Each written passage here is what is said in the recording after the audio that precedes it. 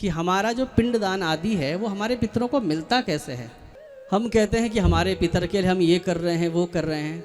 अच्छा एक बात सोचिए कि अगर मान लिया आपके जो पितर हैं या जिसके पति नहीं हैं इस दुनिया में या किसी के पिता नहीं हैं, तो वो तो पता नहीं किस योनि में होंगे, हमको तो नहीं पता। पता है आपको किसी को फ़ोन आता है उनका कि हाँ हम कुत्ता बने हैं या बिल्ली बने हैं या सांप बने हैं? कभी पता नहीं चलता ना वो क्या बने हैं। तो कोई चींटी बना है या कोई हाथी बना है, हमें क्या पता।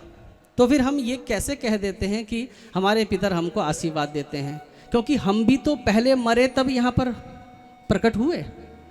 तो हम भी इसका मतलब जब कभी मरे होंगे तो हम भी किसी के पिता रहे होंगे और कितनों के पिता रहे होंगे।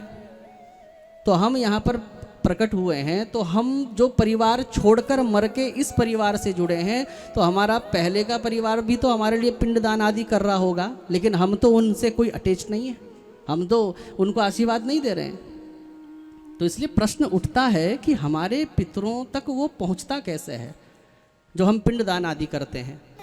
अगर आपके पितर, मान लिया आपका पितर हाथी बन गया, क्या बन गया बोलो, आपका पितर कोई हाथी बन गया पूर्वज, तो आप जो जौ का आटा आदि देते हो पिंडदान में, तो बताइए हाथी का वो एक दो पिंडदान से कोई पेट भरेगा क्या? ऊपर से गुस्सा और हो जाएगा कि अरे भैया ऊँट के मुंह में जीरा, ये क्या दिया इसने। तो अगर आपके भीतर हाथी बन गए तो वो उतने से पिंड से उनका गुजारा चलने वाला नहीं। और मान लिया आपका पितर जो है वो चींटी बना हुआ है, तो चींटी को इतने बड़े पिंड से क्या प्रयोजन, वो इतने बड़े पिंड का क्या करेगी, वो तो एक दो कण खाकर ही अपना गुजारा कर लेती है।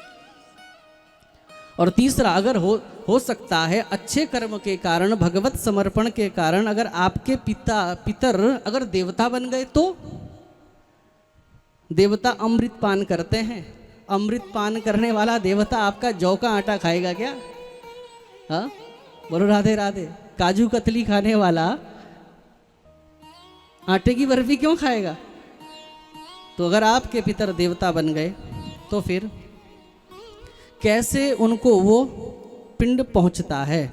तो ये सब विषय पे थोड़ा सा आज मैं प्रकाश डाल देता हूं, तब कथा में प्रवेश करेंगे। प्रेम से कहिए श्री राधे। अगर आपके पितर जिस जिस योनि में है, वायु पुराण बता रहा है कि नाम गोत्रम च मंत्रश्च दत्तमन्नं नयन्ति तम् अपि योनिशतं प्राप्तां तृप्तिस्ताननुगच्छति।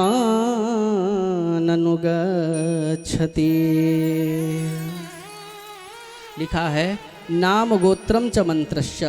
जब श्राद्ध करता ब्राह्मणों के द्वारा, ब्राह्मणों के निर्देशन के अनुसार उस मृतात्मा का नाम बोलता है, गोत्र बोलता है। जैसे कि कोई भी चिट्ठी, एड्रेस ठीक होना चाहिए, वो चिट्ठी आपके घर तक पहुंच जाएगी।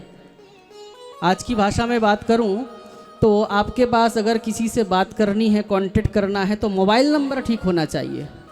मोबाइल नंबर ठीक होना चाहिए तो आप यहाँ से बैठे बैठे पूरे विश्व की आबादी लगभग इस समय 8 अरब है, तो 8 अरब लोगों में आपके पास जिसका मोबाइल होगा घंटी उसी के मोबाइल में बजेगी। तो उसी प्रकार से भगवान के द्वारा ये व्यवस्था है कि जब नाम गोत्र ब्राह्मण के द्वारा बोला जाता है, तो वैसे तो भगवान अंतर्यामी है, भगवान को सब पता है, लेकिन एक पद्धति है, तो उसके माध्यम से वो वहाँ पहुँच जाता है।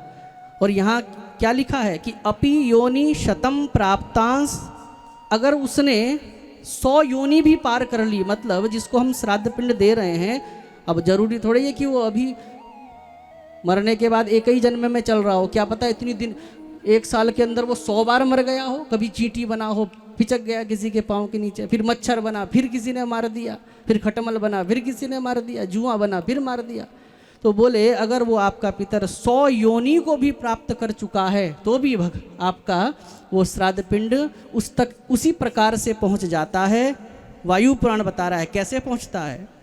यथा गोष्ठे प्रणष्टाम वै वत्सो विंदेत मातरम तथा तम नयते मंत्रो जंतुर यत्रावतिष्ठति। जैसे बहुत बड़ी गौशाला में सैकड़ों गाय बंधी हुई हैं और उसका बछड़ा आप थोड़ा सा दूर ले जाके रस्सी को छोड़ दीजिए, सैकड़ों गाय में जैसे वो देसी गाय का बछड़ा अपनी माँ को पहचान लेता है, वैसे ही नाम गोत्र को आधार बनाकर आपका वो पिंडदान उस व्यक्ति तक पहुँच जाता है।